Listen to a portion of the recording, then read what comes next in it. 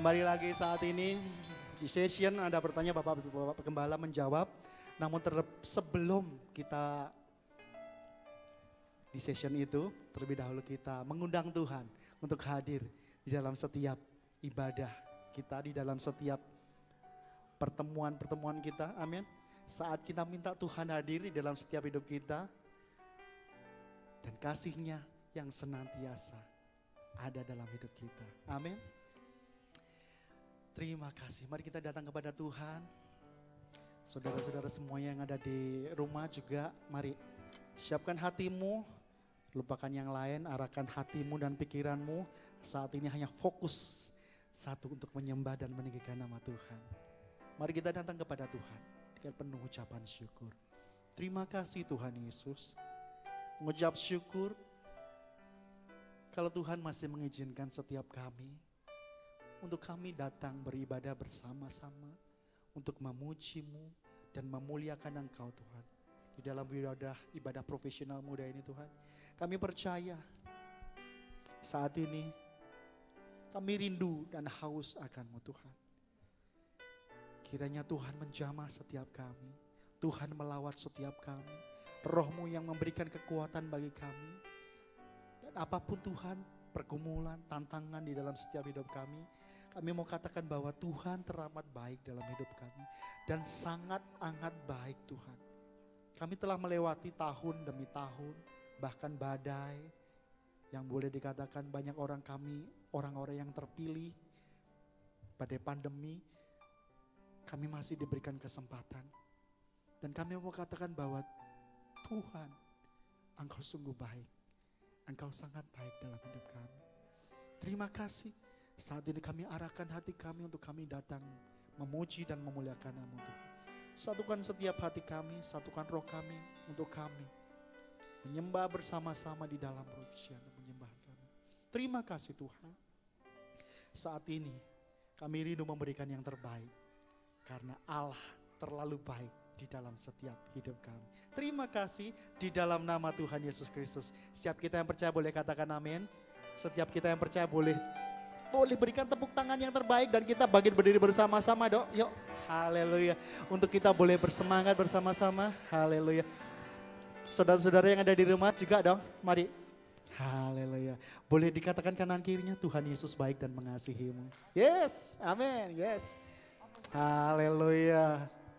Mari kita pujikan bahwa Allah itu baik, amin.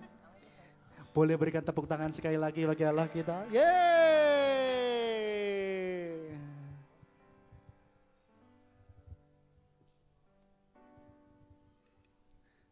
Amin, haleluya. Oke Pak David, kita praise saja dulu Pak David, biar kita bersemangat bersama-sama. Yeay. Amin. Bersuka cita bersama-sama. Yeay. Hey. Amin. Tuhan terlalu baik, Tuhan mengasihi engkau dan Bapak dan saudara semuanya.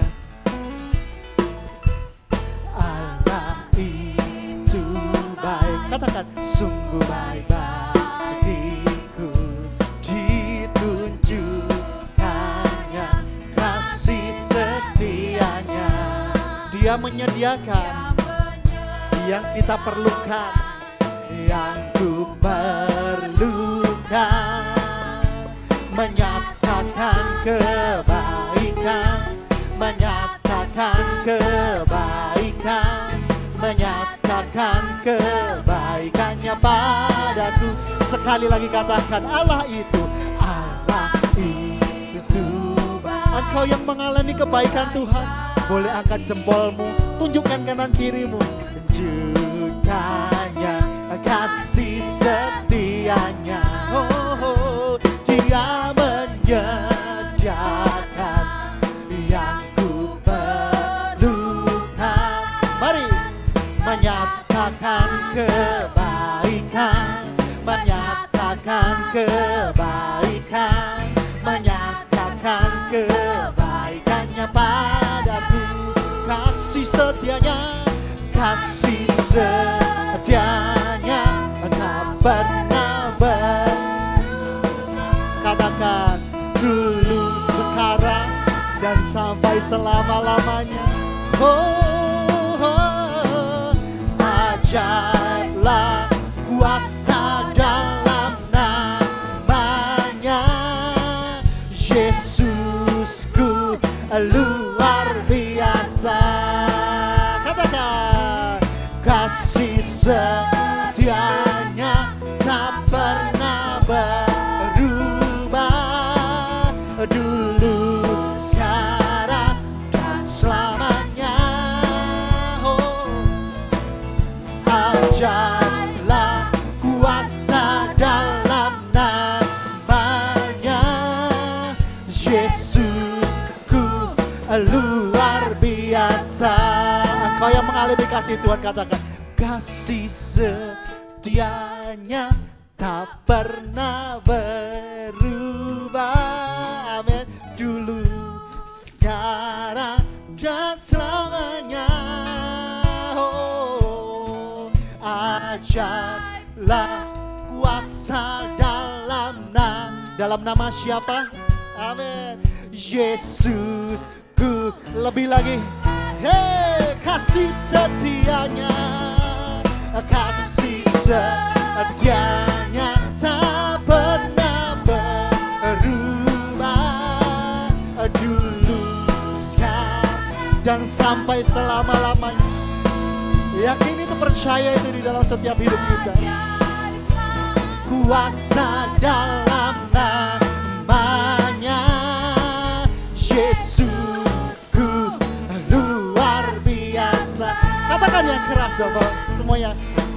Yesusku luar biasa, Yesusku, Yesusku luar biasa. Amin. Percaya bahwa Yesus kita luar biasa. Yesus bagi setiap kita, bagi setiap saudara-saudara semuanya, bagi saudara-saudara yang di rumah. Mari tetap bersuka cita, katakan, Yesus baik bagiku. Katakan, Yesus baik bagimu, dulu, sekarang, dan selamanya. Dia sungguh baik. Katakan, Yesus baik bagiku. Boleh ditunjuk kanan kirinya. Saya menunjuk bawah semuanya. Dulu, sekarang, dan selamanya. Dia sungguh baik, Yesus. Amin. Biar pujian ini masuk di dalam setiap hidup kita. Amin. Dulu, sekarang, dan selamanya. Dia sungguh baik. Sekali lagi katakan, Yesus baik bagimu. Bagi kau, Sandy, Karel, Sylvie, dulu, sekarang, dan selamanya. Dia sungguh baik. Tuhan Yesus baik. Engkau yang mengatakan bahwa Tuhan Yesus baik, boleh angkat jempolnya. Sungguh selama-lamanya. Tuhan Yesus baik, Tuhan Yesus baik, Tuhan Yesus baik. Hey, sungguh amat baik. Untuk selama-lamanya. Tuhan Yesus baik. Sama-sama katakan, Tuhan Yesus baik. Hey, sungguh amat baik. Untuk selama-lamanya. Tuhan Yesus baik. Dari selamanya, dari sampai selama-lamanya, sampai selama-lamanya. Untuk selama-lamanya. Tuhan Yesus baik. Yeah. Sebelum duduk katakan dong, minimal 200 orang ya, katakan kanan kirinya, Tuhan Yesus baik, Tuhan Yesus baik, amin. Tuhan Yesus mengasihimu. Oke, yang di rumah ya, jangan lupa. Oke, silakan duduk. Haleluya. Oke, silakan duduk yuk. Kita siapkan hati kita saat ini, kita datang kepada Tuhan. Amin. Kita Kita telah mengalami kebaikan-kebaikan Tuhan dan kita mau katakan bahwa Yesus amat baik dalam hidup kita. Terima kasih Tuhan.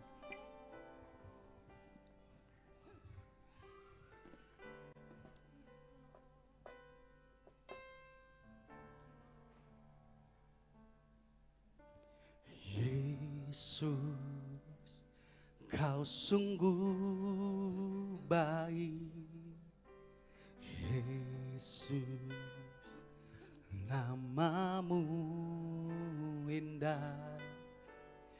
Yesus, ku cinta Kau selalu, ku tinggikan, ku agungkan selamanya. Mari katakan, Yesus, Kau sungguh baik. Oh Yesus, nama yang indah, nama yang menyelamatkan setiap hidup kami. Yesus, ku cinta Kau selalu, ku tinggikan, ku agungkan selamanya. Mari sembah Dia. Ku mau memuji-Mu, ku selalu puji-Mu, ku mau menyembah-Mu, ku selalu sembah-Mu.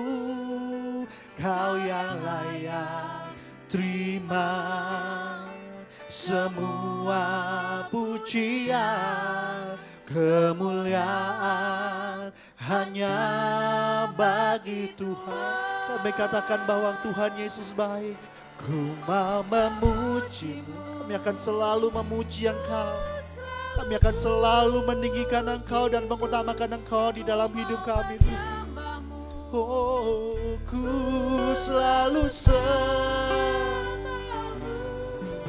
Kau yang layak terima semua pujian, kemuliaan hanya bagi Tuhan.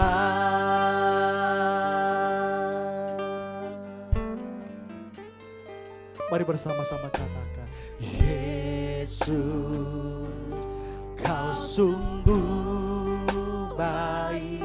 Yesus, nama-Mu indah.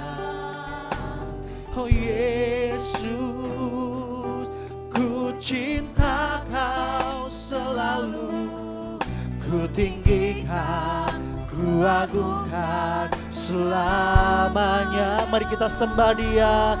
Ku mau memuji-Mu, ku selalu puji-Mu, ku mau menyembah-Mu, ku selalu sembah-Mu.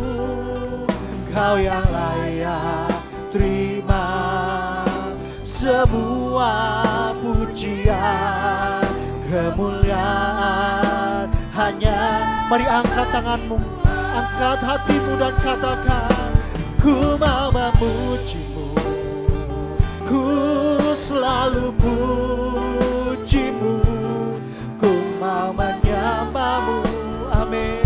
Ku selalu sembah-Mu, Kau yang layak terima semua pujian, kemuliaan hanya bagi Tuhan. Kami katakan bahwa segala kemuliaan, semua kemuliaan dan keagungan tertuju padamu, Tuhan dan Rajaku. Segenap jiwa dan nafasku menyembah Yesus yang hidup. Sekali lagi, semua kemuliaan hanya bagi Dia. Semua kemuliaan dan keagungan tertuju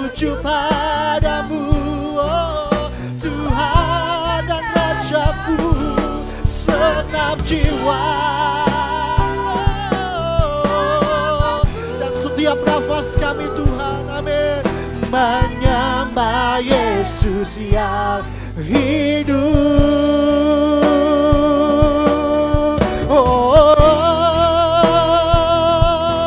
Ku mau memujimu, ku selalu pujimu, ku mau menyembahmu, ku selalu sembahmu.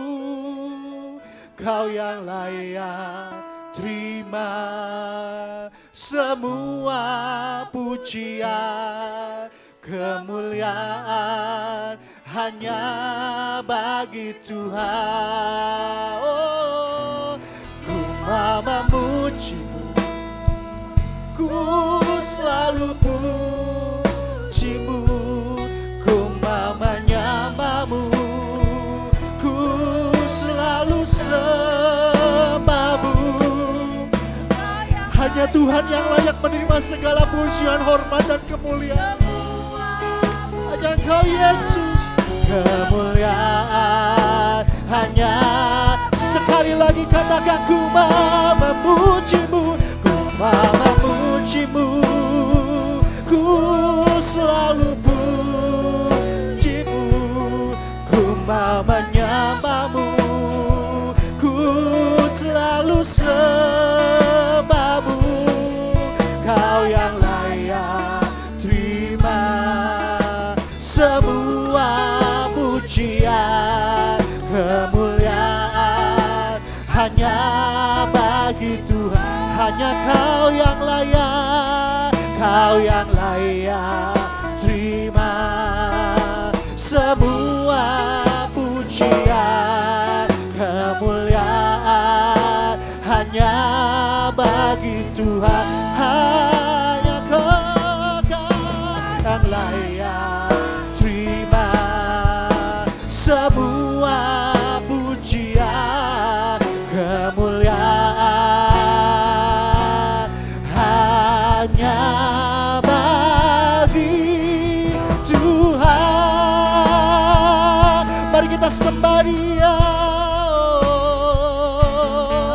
Segala kemuliaan hanya bagi Engkau Tuhan, segala hormat kemuliaan hanya bagi Engkau Tuhan. Hanya Kau yang layak. Lawat setiap kami, jamah setiap kami, baik yang kami ada di dalam gedung maupun kami yang melihat secara streaming Tuhan. Jamah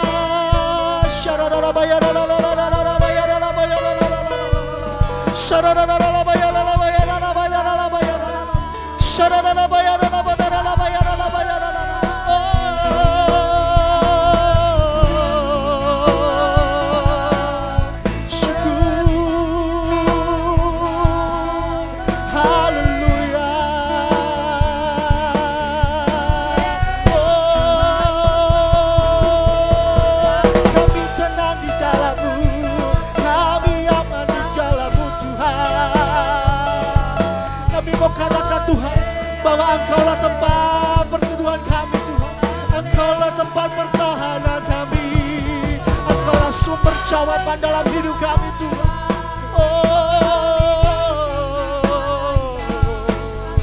Sungguh hanya Engkau yang layak menerima segala kemuliaan, sungguh hanya Engkau yang layak menerima segala hormat pujian.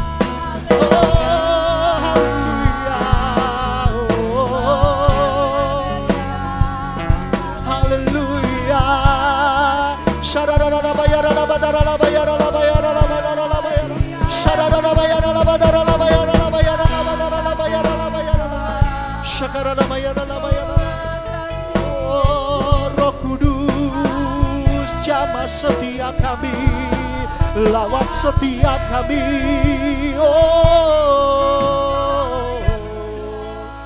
Terima kasih Tuhan. Amin.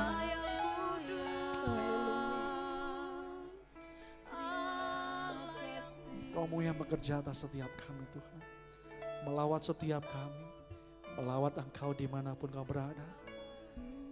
Haleluya. Haleluya. kasih Tuhan Yesus. Sungguh hanya Engkau yang layak.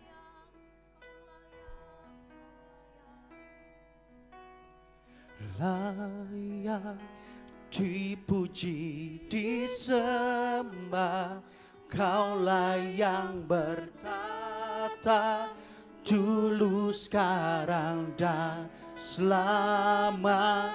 Dia Raja, Dia Tuhan, Dia yang bertahta atas setiap hidup kita. Saya mengundang semuanya untuk bangkit berdiri bersama-sama. Mari saya undang untuk bangkit berdiri bersama-sama. Katakan, layak dipuji, disembah, Kaulah yang bertahta. Engkau yang bertahta di atas setiap hidup kami. Engkau yang bertahta di atas setiap puji-pujian kami Tuhan. Raja di atas segala raja. Amin. Namamu besar, termu. Kita berikan tepuk tangan yang terbaik bagi Allah kita. Haleluya. Oh, layak dipuji, disembah, yang berkata dulu, sekarang, dan selamanya. Raja atas segala raja, namamu besar, termu. Sekali lagi nyatakan, layak dipuji, disembah, Kaulah yang bertahta atas setiap hidup kami. Oh, Raja atas segala raja, namamu besar, termulia. Saya mau mendengarkan suara saudara semua, katakan, layak. Amin. Dia bertahta atas setiap hidup kita. Selamanya Raja atas segala raja, namamu besar, termulia.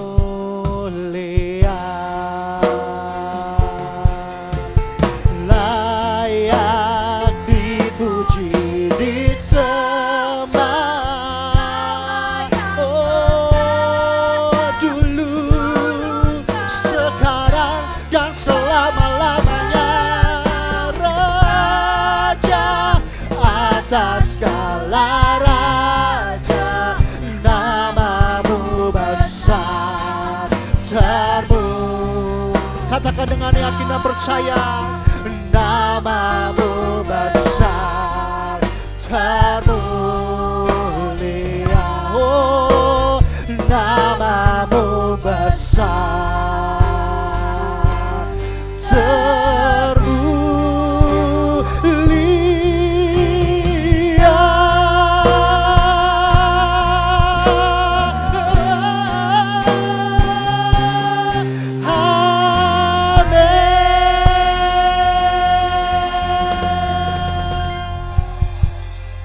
Terima kasih Tuhan Yesus. Engkau yang terbesar dan termulia. Dan Engkau yang mengasihi setiap kami. Kami siap untuk kami sharing tentang kebenaran firman Tuhan bersama dengan Bapak Gembala. Engkau tutup bungkus setiap kami dengan kuasa darah-Mu. Di dalam nama Tuhan Yesus Kristus, setiap kita yang percaya boleh katakan, amin. Silakan duduk.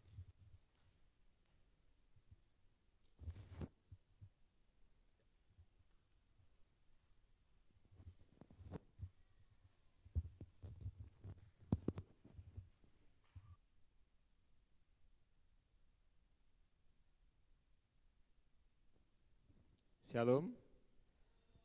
Ya, selamat malam Om. Ya, malam ini kita masuk ke Rabu pertama ya. Tetap temanya Anda bertanya, Bapak Gembala menjawab.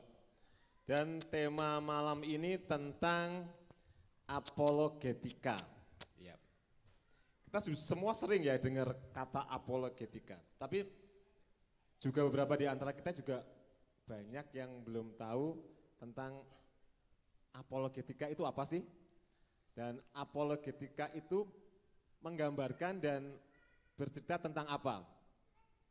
Untuk itu kami persilakan Om Heru untuk sedikit banyak menjelaskan tentang apologetika Kristen itu. Kami persilakan Om. Shalom. Ya, saya jelaskan singkat saja, sederhana. Ya.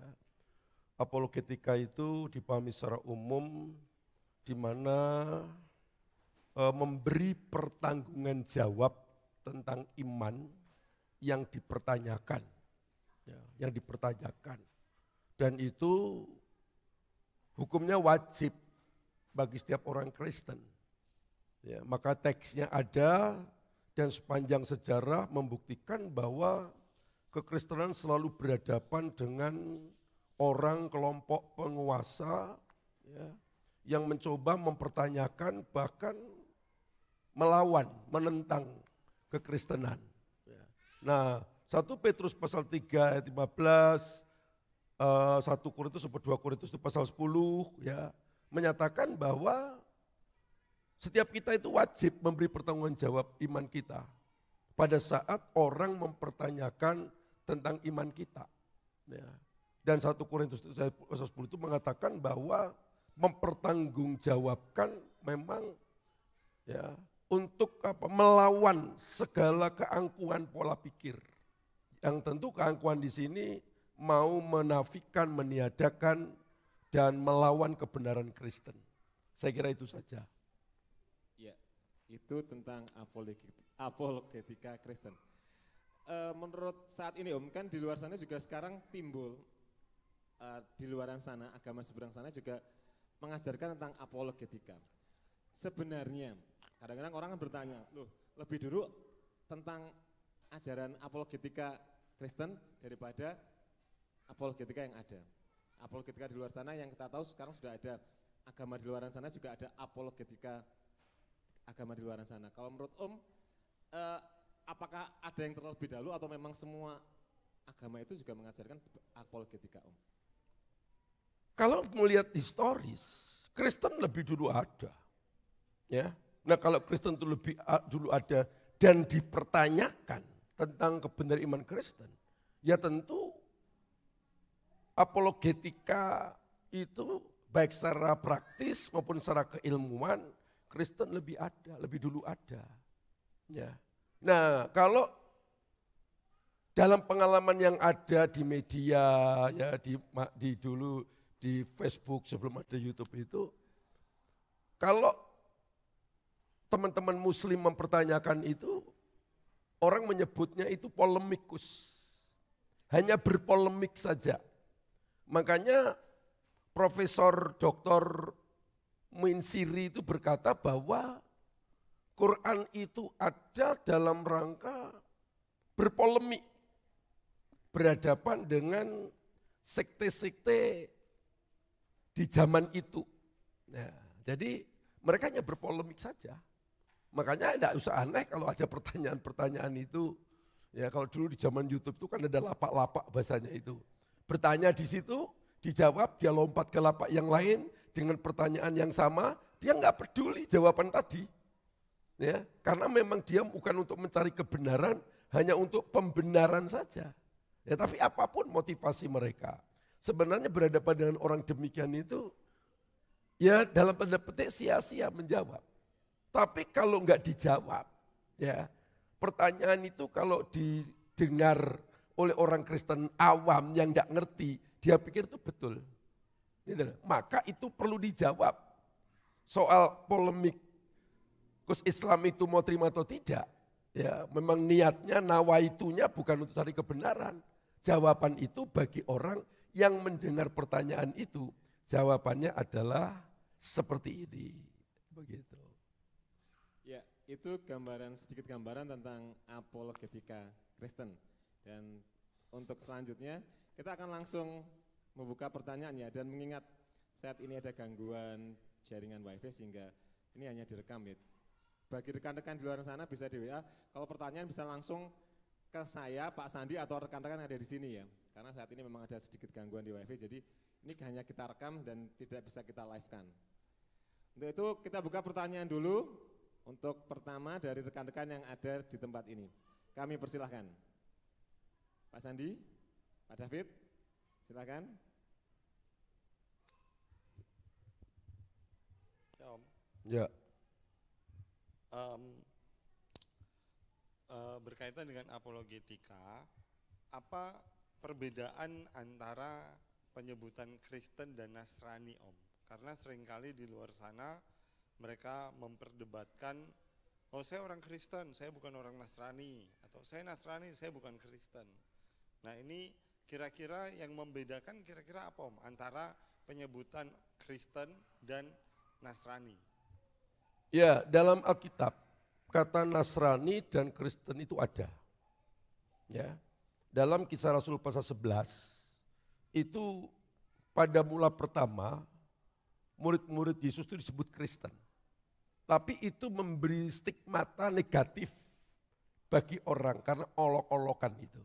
Karena melihat pola hidup Kristen yang dalam tanda petik aneh, cara mereka hidup beragama dan mereka pengikut Kristus, maka diberi stigmata sebutan Kristianos, begitu, menjadi Kristen. Nah, tapi Nasrani itu ada sekte memang pada abad-abad pertama itu. Ya, sekte itu ada. Itu disebut juga dalam Kisah Rasul pasal berapa saya lupa itu, ya. Itu ada. Tapi kalangan Muslim juga menggunakan Nasrani, Nasaro. Ya. Nah, ini juga sekte juga. Di mana sekte ini mengakui Yesus sebagai nabi, ya. Doanya menghadap ke timur, semacam itu. Nah, ada anjuran untuk tidak menyebut nama Nasrani. Anjuran aja itu, ya. Karena dia pikir bahwa kalau Nasrani itu tentu asumsinya kepada sekte yang sebetulnya itu tidak dipraktekkan dalam Kristen. Ya. Tapi buat saya, karena ini sudah menjadi umum, Nasrani dan Kristen, ya, tentu kalau orang manggil Nasrani, yang memanggil itu kan tidak punya pemikiran sekte di zaman Muhammad atau di abad pertama. Ya, kita tidak perlu takut dengan terminologi atau istilah.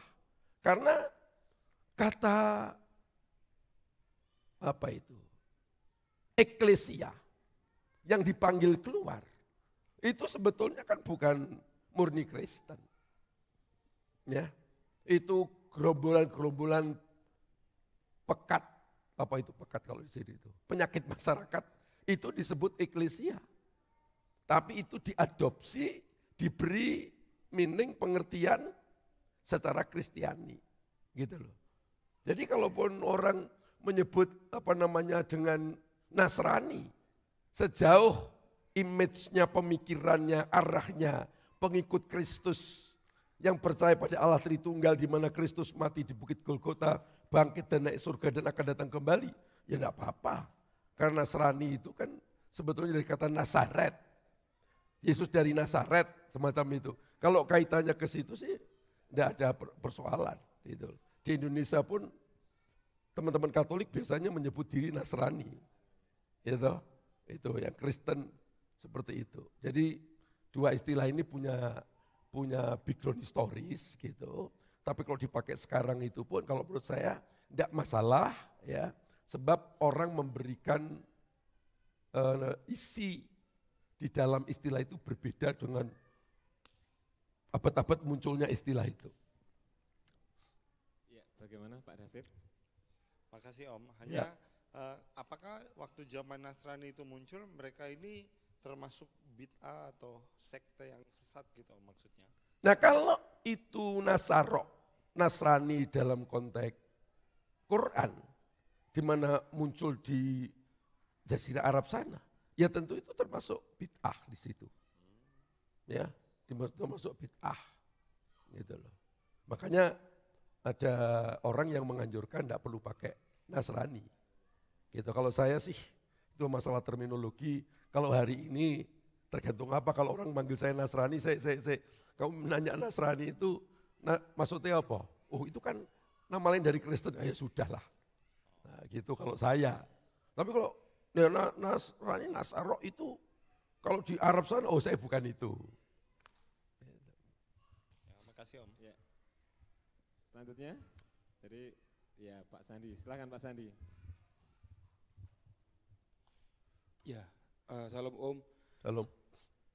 Saya mau bertanya, mengapa harus Tuhan Yesus yang dikorbankan dalam penyaliban? Apakah tidak ada cara lain selain itu? Ya kalau kita kembali ke Alkitab, hanya penebusan itu dari pihak Allah. Karena manusia berdosa kepada Allah. Kita harus merujuk dulu dalam kitab Kejadian. Allah menciptakan Adam dan Hawa. Mereka ini kan sebagai mandataris Allah. Diberikan kemampuan untuk mengeksplorasi. Ya, kamu kelola bumi ini, kamu kuasai untuk kemaslahatan umat manusia. Diberi tanggung jawab. Tapi juga karena manusia itu harus berpusat kepada Allah. Maka Allah katakan jangan makan buah itu. Ya, karena manusia punya kehendak bebas. Ya, pilihan. Ya, di tengah sebagai mandataris tadi, dia melakukan itu dalam konteks teosentris, berpusat kepada Allah atau kepada siapa. Maka Allah memberi itu. Nah, Allah berkata, kalau kamu makan buah ini kamu akan mati. Waktu Adam dan Hawa makan kan tidak mati.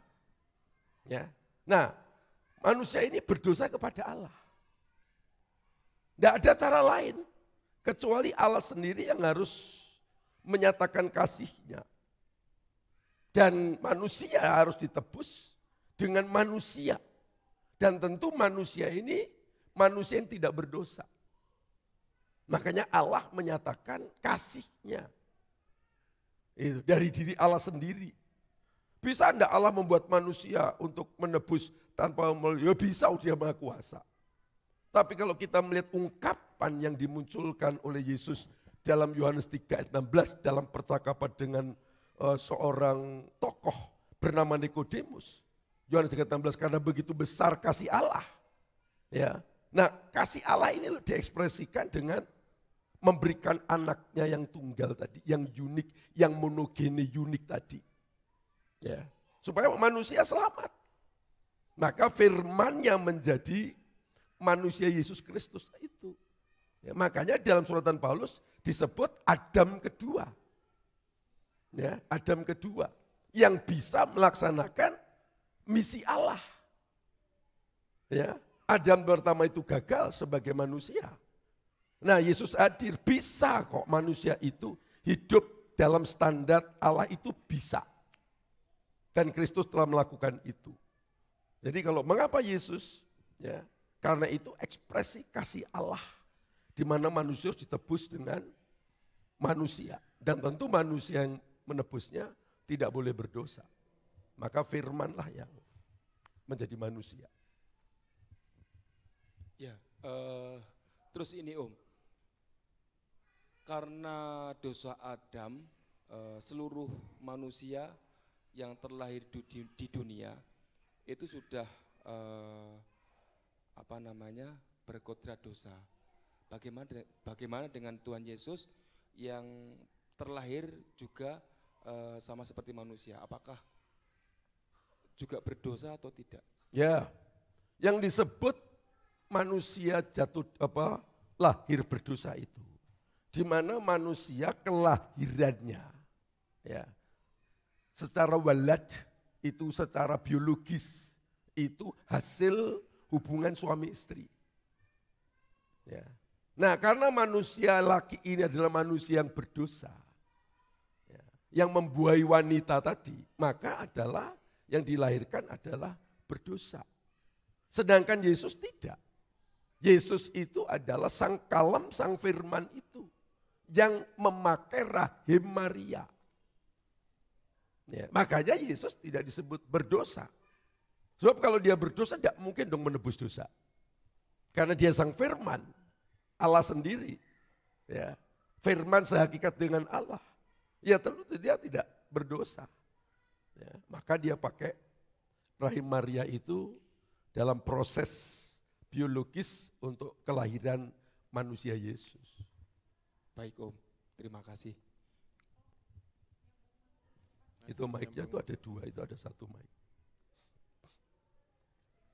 Masih nyambung pertanyaan yang tadi, kalau ada laki-laki dengan perempuan berhubungan itu akan memunculkan gen dosa karena ada laki-laki yang membuahi struktur dosa di dalam keturunan yang baru ini. Tetapi kan Yesus juga melalui rahim perempuan Om, yang kodratnya juga punya dosa. Apakah ini tidak membawa pengaruh kepada kodrat, bukan kodrat tapi struktur dosa yang ada secara alamiah terhadap tubuh manusia Yesus Om? Loh, kita lihat dalam konteks Alkitab. Ya. Sekarang itu Alkitab itu paternalistik atau paternalistik. Ya. Kalau dari paternalistik bukan maternalistik. Kalau dari pria, makanya di Timur Tengah dari garis prialah keturunan itu diturunkan, bukan dari pihak ibu. Ya, pria, pihak ibu dalam bentuk pasif. Ya, makanya firman Allah yang suci, yang kudus tadi diam dalam Maria. Apakah firman itu bisa terkontaminasi oleh dosa? Itu pertanyaannya. Allah yang kudus itu loh, firman yang kudus itu bisa terkontaminasi oleh dosa. Ya enggak mungkin lah. Kalau firman Allah bisa terkontaminasi oleh dosa, ya enggak ada penebusan itu. Ya. Sekarang firman Allah datang masuk dalam medan sejarah umat manusia. Bisa firman ini terkontaminasi oleh dosa? Ya enggak. Islam aja meyakini firman Quran itu suci kok. Karena firman yang nuzul dari kitab kok. Masa kita enggak punya logika semacam itu? Ya, jadi enggak mungkin. Jadi Maria itu tidak berpengaruh untuk kehakikatan kesucian Allah. Itu karena kandungannya itu dipakai oleh sang firman. Dan firman ini tidak mungkin terkontaminasi oleh dosanya perempuan yang bernama Maria itu. Ya, masih nyambung Om dengan pemahaman ini tadi. Kalau proses pembuahan pada umumnya itu patrialistis tadi ya Om. Jadi dari laki-laki. Nah, sementara kasusnya Yesus ini kan dari Roh Kudus kepada Maria. Nah, bentuk maksudnya kalau seperti Al-Qur'an kan nuzulnya percaya melalui malaikat ngomong kepada Muhammad beberapa kitabnya. Nah, kalau proses Yesus itu ada terjadi pembuahan itu seperti apa? Apakah bentuknya Allah berbicara lalu di dalam kandungan Maria langsung muncul atau seperti apa Om prosesnya? Nah, ya kan jelas Matius pasal 1 pasal 2 itu. Malaikat kan datang.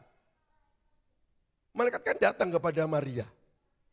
Salam Maria. Ya, kamu akan mengandung, bagaimana aku mengandung? Aku belum pernah disentuh laki-laki. Malah jelas kalau teks Alkitab disebut malaikat Gabriel menemui. Berarti waktu malaikat itu datang, langsung di dalam kandungan Maria itu terjadi pembuahan Om?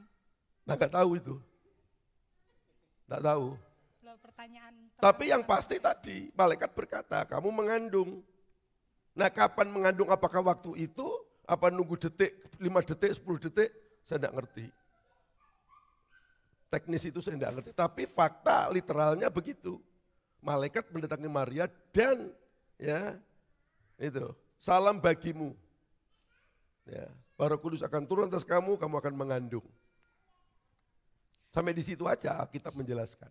Berarti kita nggak boleh menambah ya Om? Apa saya perlu jawab pertanyaan itu? Maksudnya menafsirkan lebih itu berarti enggak boleh ya Om, tentang proses pembuahannya. Ya menafsirkan itu boleh, tapi kalau teks literal itu tidak berbicara. Penafsir harus tunduk pada teks. Itu loh, jangan mendramatisir melampaui apa yang tertulis. Itu bahasa Alkitab. Lah, terus kalau berkaitan dengan itu pertumbuhan Yesus secara alami yang kita lihat itu kan hanya dicatat di usia 13 lalu lanjut kepada masa dia pelayanan, memulai pelayanannya. Apakah dalam ring usia ini Yesus juga mengalami fase-fase seperti laki-laki dewasa pada umumnya, Om? Ya itu kan seringkali ditanyakan oleh polemikus Islam. Di mana masa kanak-kanak Yesus? Karena Yesus hanya muncul waktu disunat dan usia 12 di bait Allah, diskusi sama ahli Taurat orang Farisi, kan begitu. Jangan lupa bahwa tradisi keimaman, kerabian dalam konteks Yahudi itu bisa melayani itu di usia 30 tahun. 30 tahun tampil. Ya. Nah coba tanya, Yohanes Pembaptis itu masa kecilnya ada enggak? Enggak ada, tahu-tahu tampil dia. Gitu loh. Jadi bukan cuma Yesus, Yohanes Pembaptis juga sama. Masa kecilnya enggak ada. Loh memang Alkitab itu bukan autobiografinya para nabi kok. Ya. Alkitab itu adalah catatan bagaimana Allah menyatakan dan Allah yang memberi pernyataan. Pernyataan itu statement, kalau pernyataan eksistensi Allah yang masuk medan sejarah manusia, manusia merespon dan mencatat dalam karya keselamatan. Kalau autobiografi, ya dari bapak mbak siapa lahir, terus dari kanak-kanak, nyolong pelem, main entik, main bekel, main kelereng, terus. Nah itu autobiografi. Nah Alkitab bukan autobiografi. Itu catatan karya Allah. Nah makanya pelayanan Yesus dimulai usia 30. Dan itu tidak hanya Yesus, termasuk Yohanes Pembaptis. Nah apakah dia punya pertumbuhan seperti anak pada umumnya? Yes, karena dia manusia. Bertumbuh seperti anak-anak. Makanya kan ada nakalnya juga Yesus. Iyalah, dimarahi sama Maria, semua sudah pulang sampai Nazaret. Yerusalem Nazaret itu berapa kilo? Balik lagi kemana ini anak? Ternyata dia lagi diskusi sama Taurat. Sampai Maria bilang, loh kita tuh cari kamu. Ya mungkin saya bagi orang tua kan emosi. Itu perjalanan dari kota Yerusalem ke Bethlehem aja sekitar kurang lebih kalau nggak salah 8 kilo. Belum ke Nazaret. Ya, balik lagi. Bayangin itu. Ya, kalau sekarang kan bisa pakai HP, nak kamu di mana nak? Oh senang. Nah zaman itu kan orang berpikir 12 tahun, lalu hilang kan, mengkhawatirkan. Itu loh. Itu kenakalan Yesus, tapi kenakalan bukan kenakalan seperti anak sekarang ya. Kenakalannya ya lepas dari orang tua, tapi dia di bait Allah diskusi itu. Dosa, ya saya kira ya enggak dosa lah. Nah sekarang orang-orang tua ini kalau anak-anaknya main di kafe, kalau di gereja pilih nanti sebetulnya. Ya mesti pilih di gereja toh. Tapi walaupun ke gereja kan mesti izin orang tua. Gitu toh. Nah kalau nggak izin kan mengkhawatirkan. Seperti itu. Satu lagi Om. Satu lagi tunggu Mas. Silakan. Waktu usia 30 dalam konteks budaya zaman itu, Rabi ada yang mencatat bahwa untuk dia dapat mengajar itu kan salah satu syaratnya dia harus sudah menikah ya Om, kalau tidak salah. Nah apakah rumor atau penjelasan di luar sana yang mempertanyakan pada saat itu keberadaan Yesus juga masuk dalam kategori menikah ini, itu bagaimana Om menjelaskannya? Ya sebetulnya itu aturan dalam arti seperti masuk Sanhedrin ya. Untuk menjadi kayak di Indonesia itu majelis ulamanya lah begitu. Itu salah satu syaratnya menikah. Tapi kalau orang itu kategori nabi ya itu. Yang menjadi legalitasnya itu adalah otoritasnya. Otoritas itu termasuk di dalamnya adalah kuasa yang ditampilkan. Ya. Mungkin secara budaya oke, ya harus menikah. Kalau tidak menikah tapi dia punya kuasa yang luar biasa, orang buta melihat, orang mati bangkit. Orang mana lebih mementingkan? Kan orang lebih memilih demonstrasi kuasa itu tadi daripada sekedar perseratan-perseratan secara umum. Ya, saya kira itulah. Ya. Ya, bagaimana Bu Siti? Siap. Ya, selanjutnya ya. Om, ini masih berkaitan juga dengan masalah tadi. Kalau Yesus sebagai firman itu terus dalam rahim Maria tidak terkontaminasi dengan dosa, apakah berarti tubuh dagingnya Yesus itu sama dengan kita, Om? Artinya gini, kecenderungan untuk berbuat dosanya sama. Karena kan Yesus tidak terkontaminasi dengan kayak kita yang membawa gen dosa. Yesus kan tidak ada gen dosanya. Nah, berarti apakah kecenderungan berbuat dosanya sama? Duh, kalau dia punya tubuh manusia, sama enggak kira-kira dengan manusia pada umumnya merasa lapar, punya keinginan, ada libido, ada enggak itu? Kalau enggak ada itu berarti dia bukan manusia dong. Nah kalau ada semua itu, ada enggak kesulitan-kesulitan? Ya ada. Tapi panggilan misi penyelamatan Bapaknya itu, ya, yang dia tidak akan terjerumus membiarkan itu berkembang dalam dirinya. Makanya dalam kitab Ibrani kalau nggak salah ya, dia dicobai, tapi tidak berbuat dosa. Berarti kalau dicobai, pencobaannya apa? Ya pada umumnya manusia. Ya. Makanya bahwa dia menjadi syafaat kita. Dalam kitab apa itu, Ibrani juga kalau nggak salah. Ya. Karena apa? Dia pernah mengalami seperti kita. Mengalami penderitaan seperti kita. Itu jangan dipikir penderitaan di salib aja. Ya, penderitaan dalam melaksanakan misi kehendak Allah itu tidak mudah. Gitu. Makanya kalau orang bilang itu kan, seorang pahlawan itu musuh terbesar apa? Dirinya sendiri. Nah, makanya kalau kita lihat kehidupan Yesus, kenapa? Dia pagi-pagi berdoa, semalam-malaman berdoa. Ya selain dia membangun relasi dengan Allah, tentu itu salah satu untuk mendisiplin ya tantangan dalam dirinya. Ya. Nah, hanya dengan mendekatkan diri dengan doa itulah potensi-potensi yang negatif dalam diri orang itu tidak akan leluasa berkembang dalam dirinya. Itu kegagalan kita ini kan kurangnya membangun tadi, sehingga potensi-potensi dalam diri kita itu liar. Ya, bagaimana Pak David?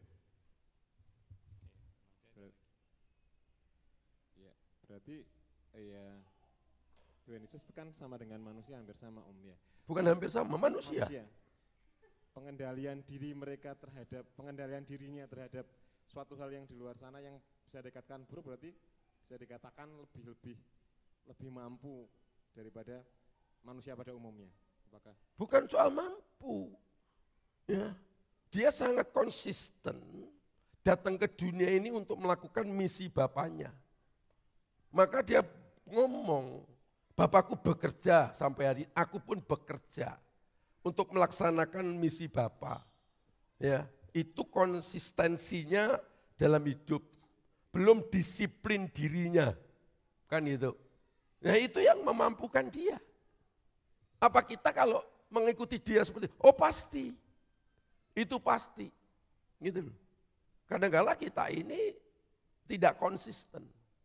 Ya, mungkin kita pelayanan melakukan misi Allah. Tapi disiplin kita dalam relasi dengan Tuhan seperti apa? Ya toh. Nah kalau kita melakukan gaya Yesus hidup, lifestyle-nya Yesus, ya pasti bisa lah. Terima kasih. Selanjutnya ada yang bertanya lagi atau ada yang menambahkan? Bu Siti, ada yang bertanya lagi silahkan. Ya, Pak Sandi. Atau ini ada pertanyaan masuk Om lewat WA Om, sebentar Om. Ini ada pertanyaan masuk lewat WA.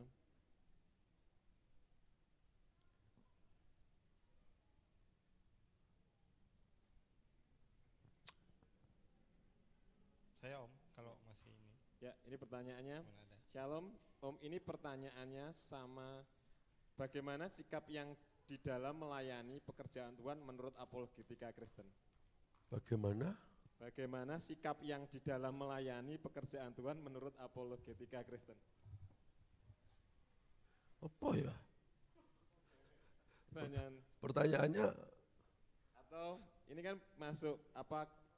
Ini maaf bagi yang bertanya nanti. Ini saya kalau menurut pemikiran saya, bagaimana sikap kita di dalam melayani menurut apologetika Kristen?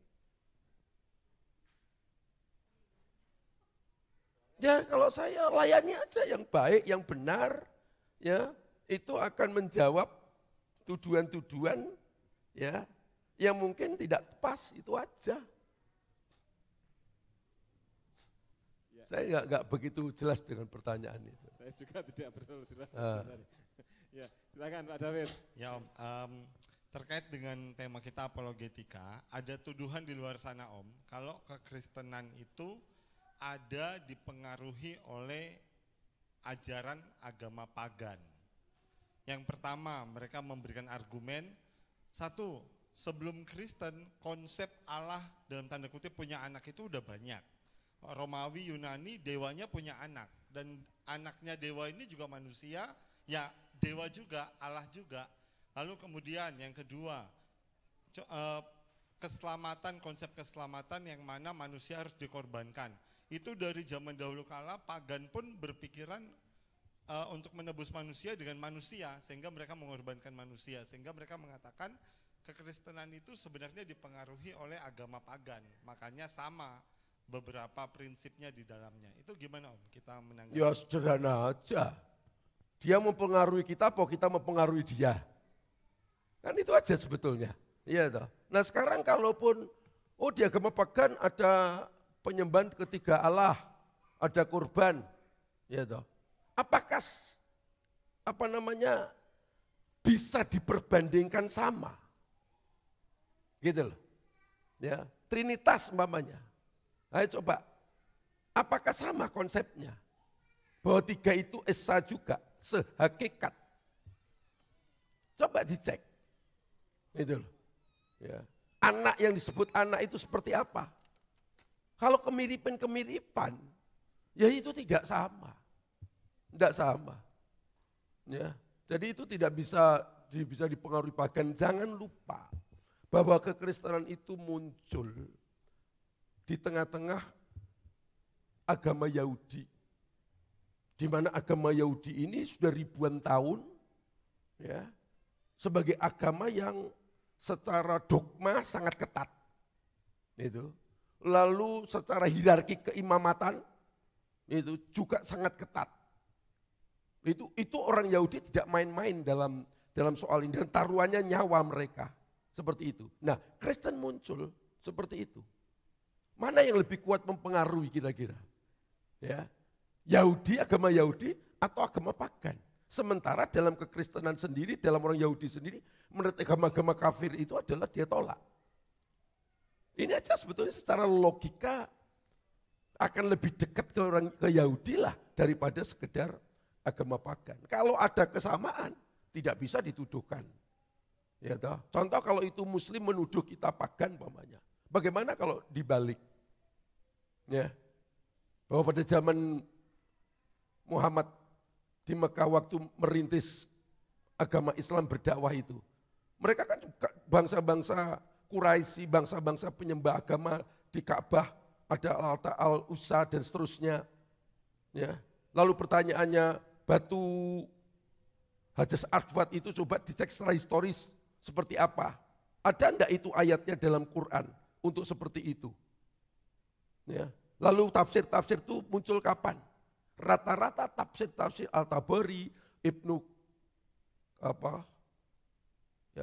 itu tafsir itu muncul 800-an, 900-an tahun. Ya. Jaraknya sekitar 200-300 tahun dari zamannya Muhammad. Itu baru muncul. Ya. Sementara Injil kita ini ditulis kapan? Coba dicek itu. Ya. Secara keilmuan lebih dekat daripada zaman Yesus. Jadi kalau mau bicara soal pagan, yuk kita berbanding dengan literasinya seperti apa. Ya saya kira gitu yang bisa saya jawab. Ya, bagaimana Pak David? Ada yang masih mengganjal kelihatannya. Cukup. Oh ya, oke. Bu Siti menambahkan. Ini Pertanyaan di luar itu. Ya silakan kalau Bu Siti. ada 2 pertanyaan tapi dua-duanya nyambung. Yang pertama, tuduhan tentang Kristen, bukan tuduhan, fakta bahwa Kristen itu adalah ajaran yang cinta damai, tetapi bagaimana menjelaskan bahwa sejak zaman perjanjian lama kita melihat bahwa banyak kekerasan yang terjadi di dalam itu. Contohnya perang. Dari zaman nabi-nabi di PL sudah terjadi perang. Katanya Kristen katanya pengikut Yesus itu agama kasih, agama cinta damai. Tetapi faktanya kalau kita jumpai dari zaman dulu terjadi perang. Nah ini bagaimana kita menjelaskan pertanyaan-pertanyaan seperti ini. Yang kedua, yang itu dulu aja Om. Ya sederhana saja. Yesus itu ada enggak memerintahkan untuk memerangi orang lain yang dianggap musyrik atau yang dianggap kafir. Tidak ada ayat yang mengatakan itu memerintahkan untuk berperang. Yesus mengajarkan kasihlah samamu manusia. Ya, kasihlah musuhmu. Doakanlah orang yang membenci kamu.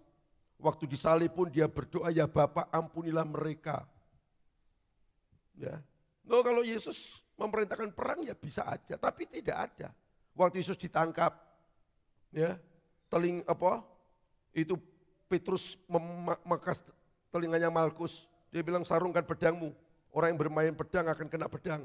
Lalu telinganya tadi ditangkap, dimasukkan lagi ke telinganya Malkus dan pulih. Ekspresi mana bahwa Yesus itu mengajarkan kebencian? Kalau perjanjian lama ada perang, ya. Tapi itu bukan Kristen. Gitu loh, itu bukan Kristen. Walaupun kita juga menggunakan perjanjian lama. Itu kan ada kisahnya. Karena Allah mengeluarkan bangsa Israel dari Mesir. Ini embrio. Embrio bangsa yang sangat rentan. Ya, belum punya kekuatan apapun. Maka Allah melindungi bangsa ini. Perang pun Allah bela. Ya, dan tanah perjanjian di mana? Di Israel itu sudah dijanjikan kepada Abraham yang akan mewarisi. Dan mereka harus apa? Membersihkan orang-orang di situ karena itu tanah perjanjian yang diberikan Allah. Ya. Lalu di mana kekristenan dalam dua kisah ini? Ya. Tidak berarti kalau kita itu memegang perjanjian lama. Lalu pembunuhan di sana itu bisa dituduhkan kepada kekristenan? Oh tidak. Karena Yesus sendiri tidak mengajarkan untuk perang.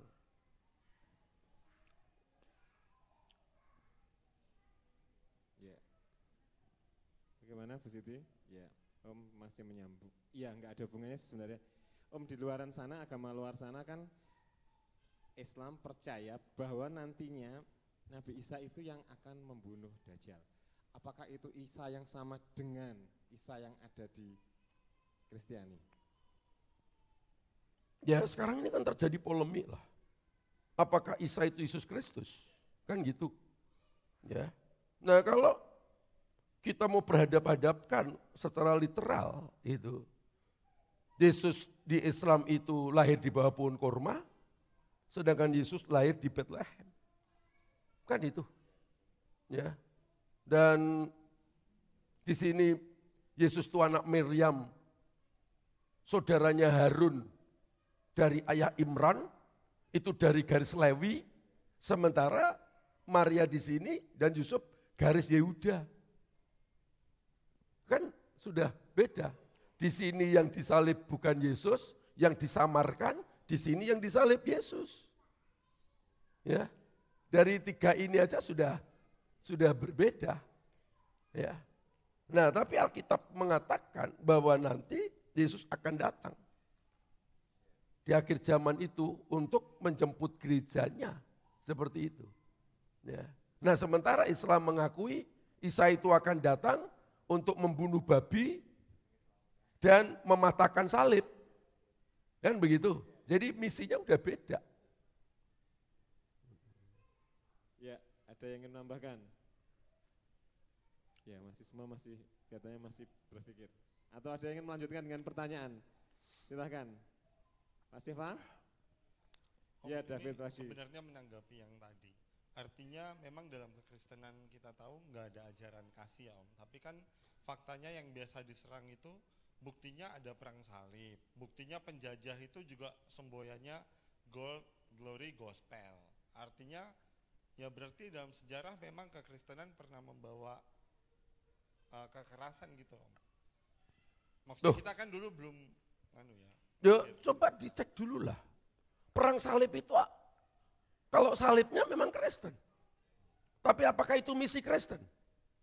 Lalu para penjajah datang ke Indonesia ini, apa itu Kristen?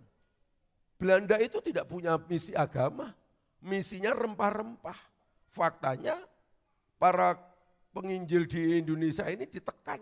Kayak Kiai Sadrak di Jawa Tengah itu ditekan oleh Belanda. Ya, karena dengan adanya sending dan para penginjil, orang menjadi pinter diajari itu. Ya, sementara Belanda tidak membuat pinter, dibodohi. Maka muncullah istilah Multatuli yang dikomandani oleh Douwes Dekker. Untuk apa? Mencerdaskan anak pribumi. Nah Kristen arahnya ke sana. Ya, jadi memang ini luka sejarah. Saya dulu waktu jadi Kristen, nenek saya juga bilang, kita ini garisnya itu enggak ada yang Kristen. Kok kamu Kristen sendiri? Dan Kristen itu kan agama Belanda. Gitu loh. Cuma saya kan belum paham waktu dia ngomong gitu. Kalau sekarang diomongi mbah saya, nenek moyangku itu enggak ada yang Kristen, ya akan saya bantah. Dan enggak ada yang Islam juga. Iya toh? Karena 5 agama, 6 agama yang diakui ini kan import semua. Islam Kristen dari Timur Tengah, Hindu Buddha dari mana? India, Konghucu dari Cungkok sana. Ya, jadi kalau mau diurut, kita sama-sama tidak beragama. Begitu loh. Hanya mewarisi dari nenek moyang kita aja, karena mereka lebih duluan Islam kan begitu. Tapi setelah dewasa begini, ya kita studi banding lah. Kita bisa baca tulis, kita ada bukti-bukti arkeologi secara historis seperti apa, ya diruntut saja garisnya. Makanya Dr. Ulil Absar Abdallah, cendekiawan muda Nahdlatul Ulama itu mantunya kiai dan budayawan ya, Kiai Bisri di sana Jawa Tengah Rembang atau apa itu. Dia mengatakan bahwa kalau sejarah para nabi, rujukannya kitab yang bisa dipercaya adalah ya, Old Testament, kitab perjanjian lama. Karena itu catatan sejarah. Jadi kita punya garis yang persis. Ya. Jadi penjajah dan perang salib itu bukan misi Kristen. Ya, bagaimana Pak David? Selanjutnya, ya Bu Siti, silakan. Sudah ingat pertanyaan yang tadi? Oh belum, menambahkan? Belum, yang lainnya silakan. Pak Siva? Atau Pak Sandi? Kalau tidak ada kita berdoa. Oh, enggak. Bu Siti lagi kalau ingin. Kalau nggak ada yang tanya, saya Ya, silakan. Jangan buang waktu. Ya, bagaimana kita menanggapi fenomena, bagaimana di gereja Katolik itu boleh Om pernikahan LGBTQ itu membolehkan. Nah, bagaimana kita menyikapi yang seperti ini, Om? Alkitab itu cukup jelas kok. Tidak perlu ditafsirkan. Ya, bahwa dalam Roma pasal 1 itu dikatakan Allah itu menghukum ya, suami-suami, istri-istri yang meninggalkan adat. Yang dimaksudkan itu ya hubungan biologis. Ya, sebagaimana Allah menghukum Sodom dan Gomora yang praktek-praktek semacam itu, dan Allah juga akan membinasakan orang-orang demikian itu. Literalnya cukup jelas. Kalau gereja Katolik punya tafsir yang lain, silahkan, saya tidak perlu menafsirkan, karena literalnya sudah cukup jelas, tidak perlu ditafsirkan, sudah ya, posisinya sudah Kristen seperti itu. Jangan lupa, orang yang memiliki kelainan seks, ya, itu tidak berdosa. Karena dia sendiri tidak menghendaki itu. Ya, tetapi yang dilawan oleh Alkitab adalah prakteknya. Gitu. Loh, tapi kan dia ada di situ seperti itu. Dia tidak menghendaki. Masa tidak boleh praktek? Oke. Yang satu berkata, saya ini ada kecenderungan mencuri. Kalau itu boleh, berarti saya mencuri boleh dong. Ngerti maksudnya? Ya, saya juga punya kecenderungan untuk berzina. Ya, nah kalau dia boleh punya kecenderungan seperti itu, berarti saya boleh dong. Setiap orang punya kecenderungan itu. Disitulah letaknya manusia dituntut untuk mendisiplin dirinya. Masing-masing punya problem. Ya, mungkin orang tidak punya problem itu, tapi problem ekonomi. Menderita, enggak problem ekonomi. Menderita. Tapi problem ekonomi tidak harus dia tidak memaklumkan untuk orang ini berbuat dosa dengan korupsi dan mencuri.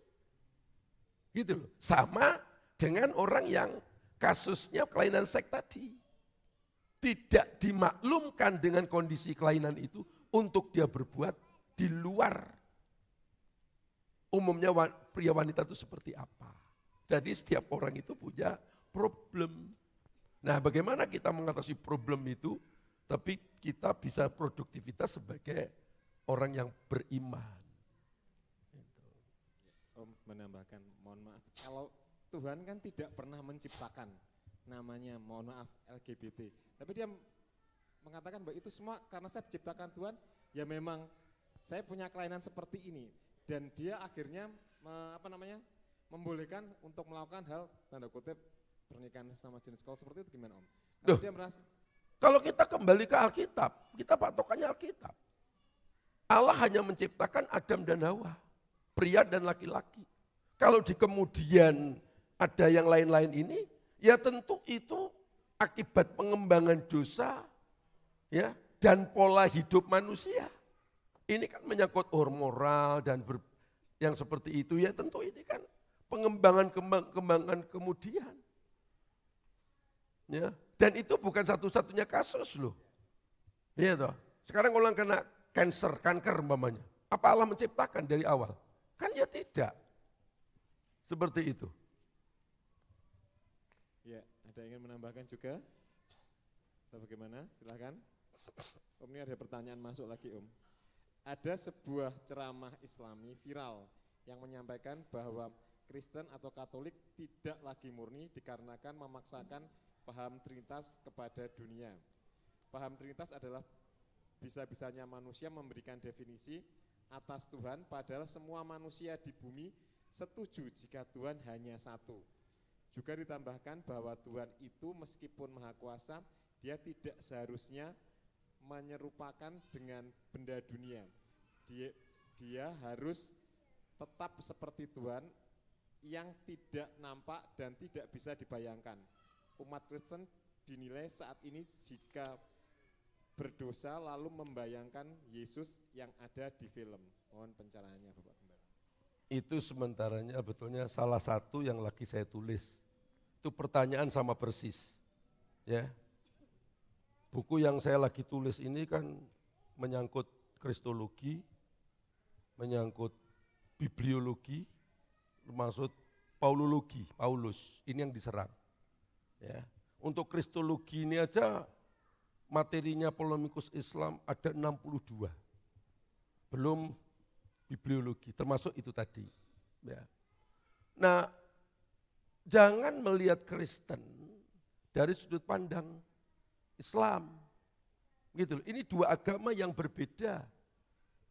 Ya. Kristen itu jangan dilihat, oh Trinitas, Tuhannya 3. Kamu salah paham. Seperti Quran itu juga salah paham, menuduh Kristen bertuhankan 3, tapi di dalamnya itu Allah, Maria, dan Isa. Itu salah paham Quran itu. Di mana ada Kristen Trinitasnya Maria di dalamnya? Tidak ada. Ya. Para ahli teolog mengatakan itu Muhammad hanya melihat sekte Mariamah atau apa pada zamannya itu. Tapi itu bukan Kristen sekarang. Kristen sekarang itu Trinitas ya Allah Bapa, Anak dan Roh Kudus. Maria tidak di dalamnya. Makanya dalam 2 Timotius 4, ya pokoknya di antara 2 Timotius 2 ayat 5 lah. Kalau enggak 1 Timotius ya 2 Timotius. Dikatakan Allah itu Esa. Pengantaranya pun Esa. Yaitu siapa? Yesus Kristus. Jadi Kristen itu monoteistik. Ya, memahami Allah itu satu. Tapi Allah yang satu ini adalah Allah yang berfirman. Di mana firmannya nuzul turun menjadi manusia Yesus Kristus. Ya.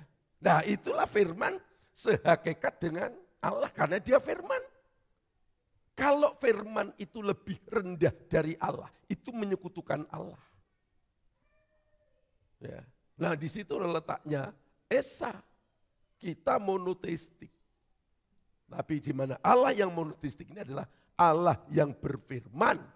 Yang firmannya turun menjadi manusia Yesus Kristus. Ya, Yesus naik dan dia berkata, saya mengutus roh ya, yang keluar dari Bapa. Melanjutkan karya keselamatan ini. Yang akan membawa gerejanya menuju kepada kesempurnaan. Maka Yesus keluar dari Bapa, Roh Kudus juga keluar dari Bapa.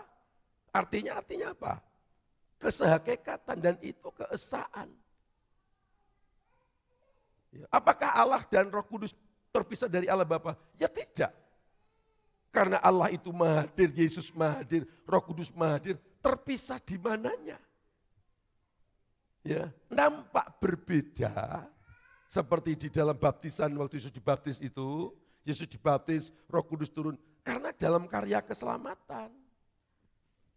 Dalam misi keselamatan itulah nampak personality setiap oknum ini dalam karya keselamatan. Tapi hakikatnya dia satu.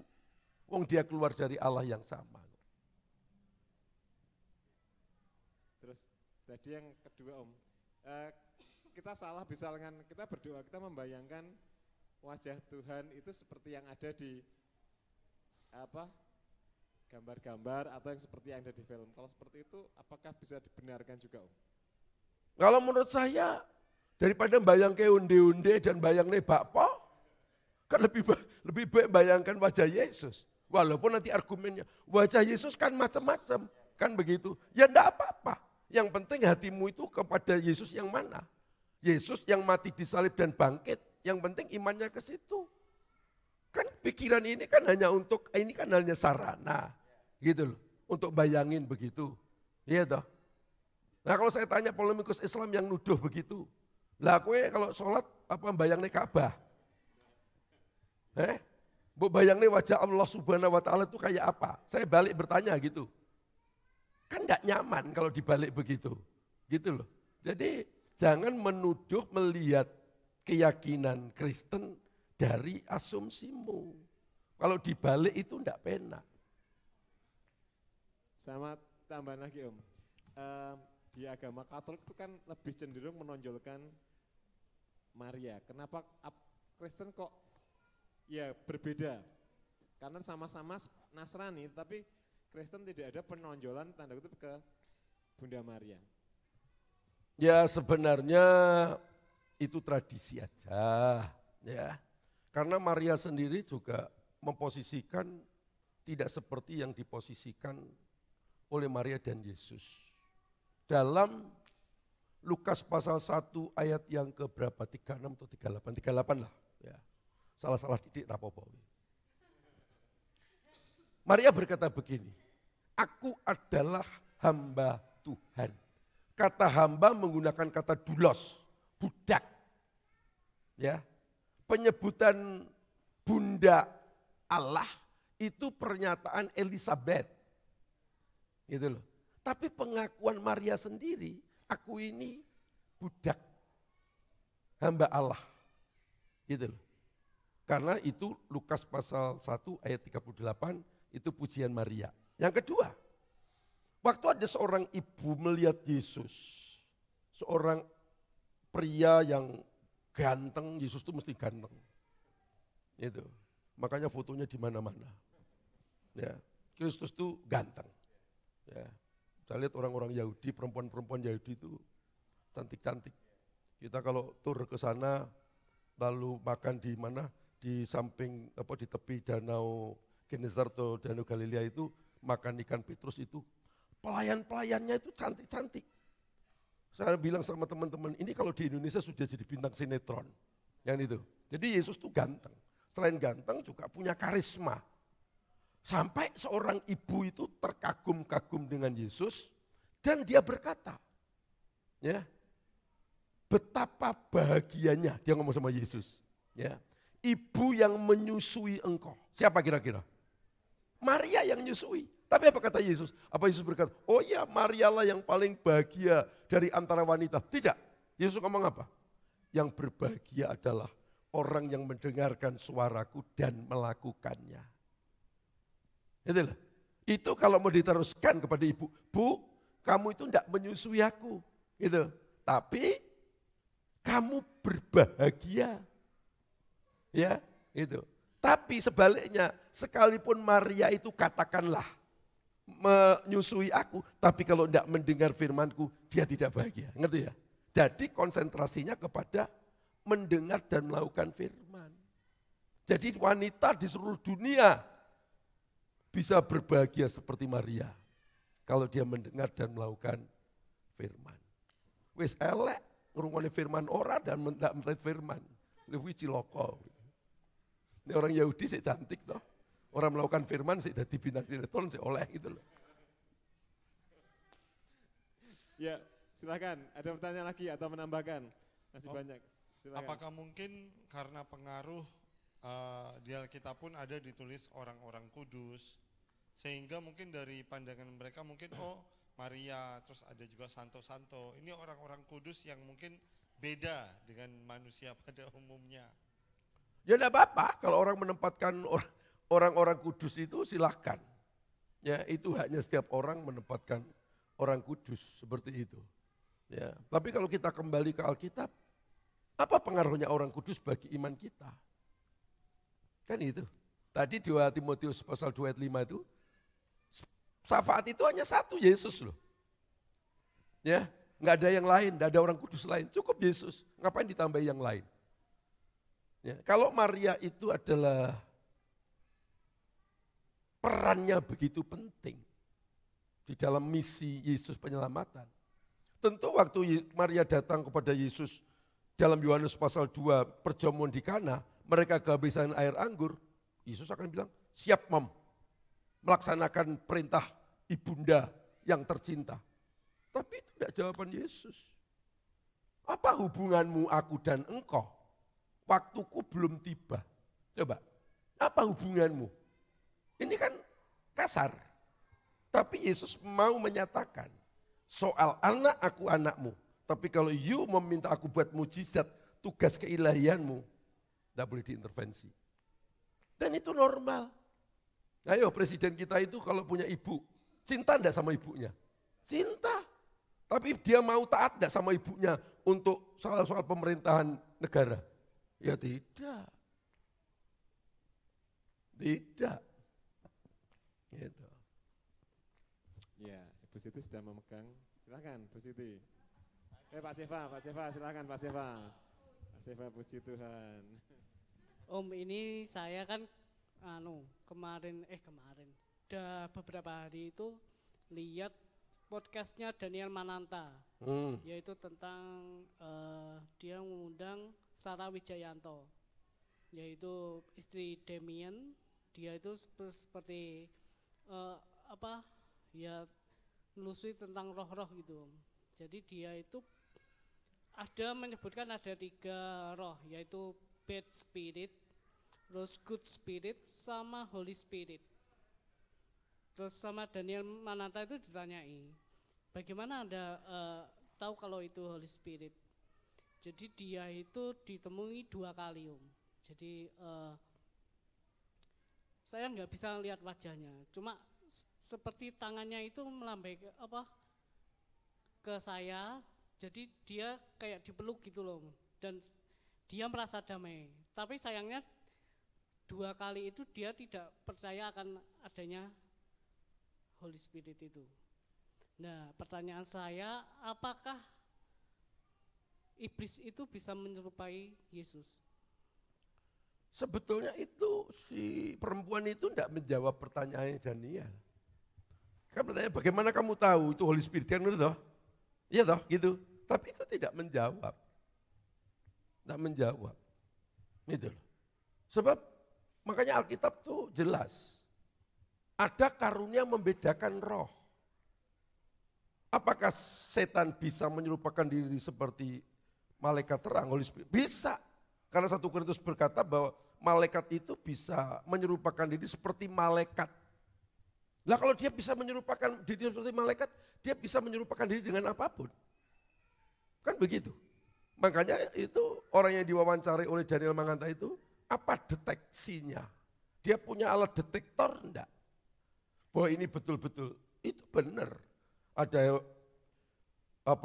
roh yang jelek, betul. Tapi ada juga Roh Kudus, betul, karena Alkitab juga ngomong begitu.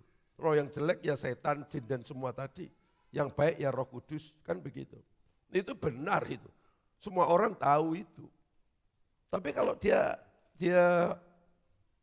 baik, damai. Dia juga mendorong saya untuk nolong orang. Parameter itu tidak menjadi ukuran. Karena Alkitab bilang apa? Iblis itu rajanya, bapaknya pembohong. Ya, kelihatan baik memang. Tapi ujungnya apa dari itu? Makanya Yesus bilang dia pembohong dan ujung-ujungnya membunuh. Ya, ujung-ujungnya membunuh. Nah, tapi dalam kekristenan tidak sekedar cuma damai, tapi cukup jelas karakteristiknya, pusatnya, sumbernya, buahnya ada. Kan gitu loh. Itu dalam kekristenan ada. Jadi kalau soal mengetahui roh jahat dan roh baik, ya semua orang tahu itu. Ya. Tapi dalam kekristenan ada karunia membedakan roh. Gitu. Ya, bagaimana Pak Siva? Ya, saya selanjutnya Bu Siti atau Pak Sandi? Silakan. Ya, Pak Sandi. Ya, ini saya mau bertanya, apakah benar bahwa Kristen adalah ajaran yang dibawa Paulus daripada Yesus? Karena lebih banyak tulisan Paulus daripada ajaran Yesus sendiri. Ya sebenarnya kalau parameternya itu, bagaimana kalau saya balik, ya dengan sekian banyak hadis itu, ya bahwa ajaran Islam itu sebetulnya kompilasi dari para penulis hadis-hadis itu. Bagaimana kalau saya tanya begitu? Ya kan itu kan tidak nyaman seperti itu. Ya, sebab tujuan itu tidak betul. Seolah-olah bahwa kekristenan itu yang ngajarkan Paulus. Ya. Jangan lupa bahwa harus membaca Alkitab itu secara lengkap. Paulus itu pada awalnya anti-Kristen. Gitu. Dia jadi Kristen dipanggil Tuhan sendiri. Dan jangan catat ini baik-baik. Waktu Paulus hidup, Petrus, Yakobus, Yohanes itu masih ada. Kalau Paulus itu mengajarkan yang tidak betul, lah Petrus, Yakobus, murid-murid Yesus lainnya, apa menengahi, apa diem aja, kan tidak mungkin. Gitu loh. Tentu dia akan membuat tulisan lain, tulisan yang menyanggah tulisannya Paulus. Tapi faktanya rasul-rasul ini tidak menyanggah. Ya. Dan lihat juga Kisah Rasul pasal 15 itu ada muktamar, sinode, mubes musyawarah besar, rasul-rasul ngumpul, di situ ada Paulus dan Barnabas membicarakan soal sunat. Jadi itu di sidang bersama itu untuk memutuskan itu. Ya, nah seringkali kan polemikus Islam, Yesus disunat, Yesus tidak makan babi. Jangan lupa bahwa Paulus juga disunat. Filipi bilang, aku orang Ibrani asli, disunat dalam usia 8 hari. Nah kalau orang Ibrani makan babi, ya enggak lah. Itu loh.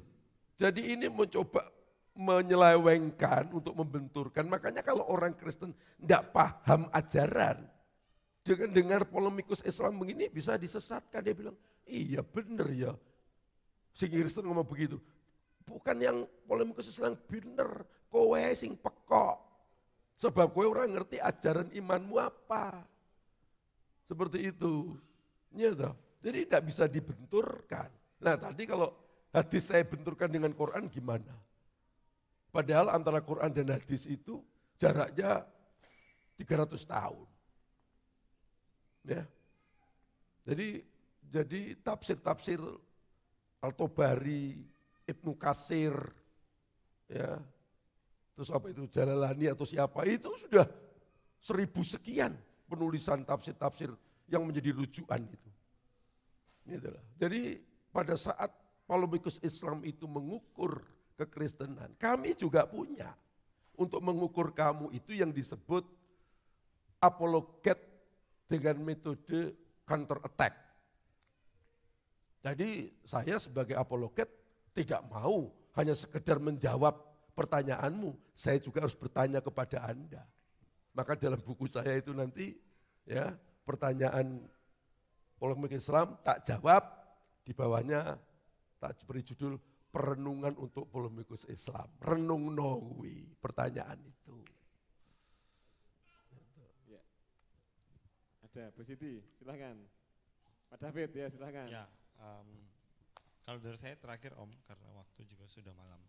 Jadi ada tuduhan kepada pengajaran Kristen bahwa pengajaran Kristen itu sampai sekarang belum final.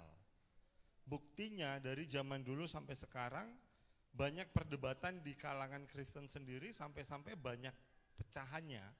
Dari Katolik jadi Protestan dan berikutnya di Protestan pun banyak pecahan ke bawahnya yang berbeda-beda satu dengan yang lainnya. Nah ini gimana Om? Artinya kan kalau ajarannya udah final harusnya kan menanggapi Alkitab yang sama ajarannya.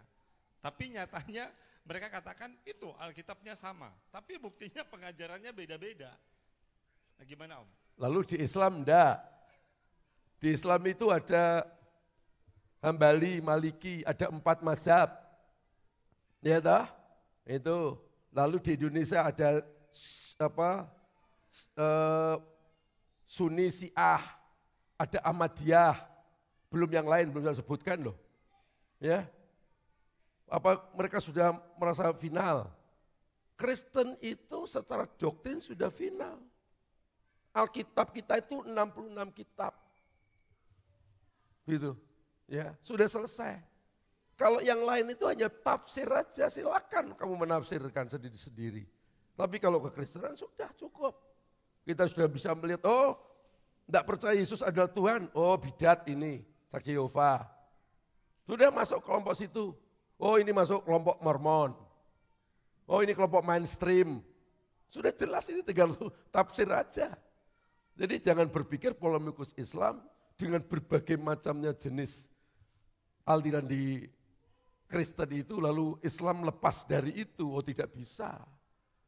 Ya toh, si A sama Sunni itu gesekannya enggak ringan itu. Ya, enggak ringan. Satu mengatakan bahwa khalifah itu harus garisnya Nabi, yang lain oh tidak perlu garisnya Nabi. Kan begitu. Wah itu banyak lagi. Belum nanti soal apa itu, sholat, kunut apa enggak kunut. Wah itu ramai sampai hari ini. Jadi sama kalau yang begitu itu. Ya, boleh kalau enggak saya sebut soal kunut enggak kunut, berarti pelajaran Islam itu belum final hari ini. Kan jangan enggak mau dituduh begitu. Ya, makanya jangan tuduh kita. Ya toh, lakum dinukum waliyadin aja.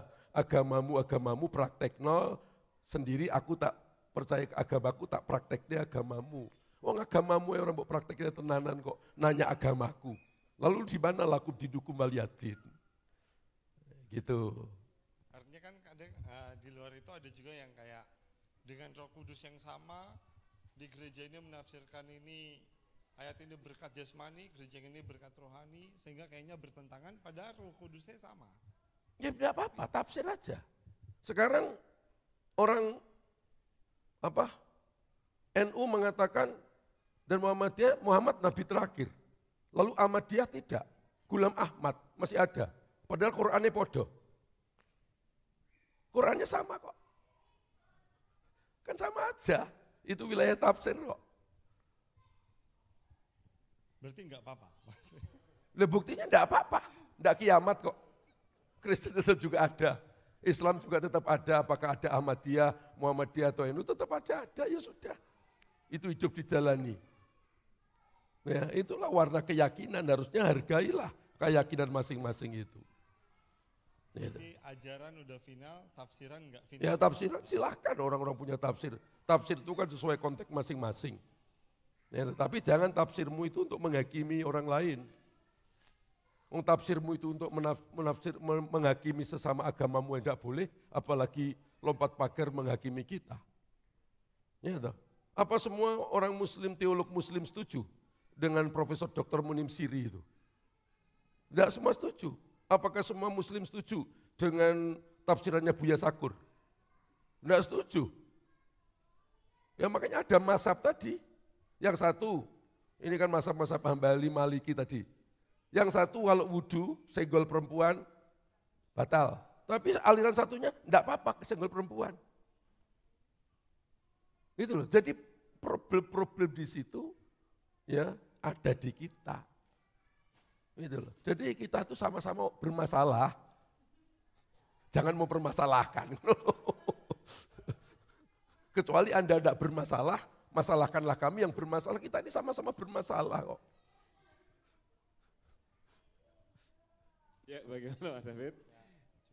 Ya, ada lagi Mbak Eni, silakan Mbak Eni.